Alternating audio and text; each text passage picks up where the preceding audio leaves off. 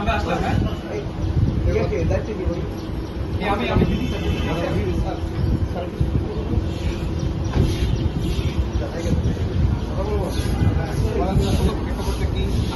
আমি আমাদের কাছে আজকে সকালে এক ভুক্তভোগী ব্যক্তি অভিযোগ করেন যে তাদের দীর্ঘদিন ধরে মানে পার্শ্ববর্তী এলাকায় একটা লাইফ কেয়ার ডায়াবেটিস সেন্টারের করার জন্য তারা দীর্ঘদিন ধরে তার কাছ থেকে যায় এবং তার কাছ থেকে ঘুষ দাবি করে, তার কাছে আবেদন করে, আবেদন নিবেদন করে বিভিন্ন তাদের সকল কাগজপত্র ঠিক থাকা সত্ত্বেও তাকে বিভিন্নভাবে হয়রানি করছে টাকা।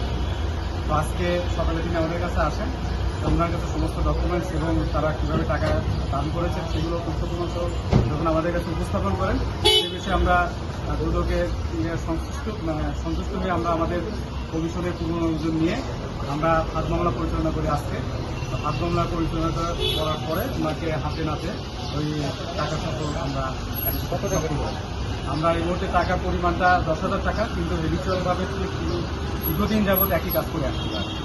তো প্রতিদিন এই ধরনের বিভিন্ন ক্লায়েন্ট তাদের কাছে আসে এবং দীর্ঘদিন ধরে তারা একই কাজ করে আসছে।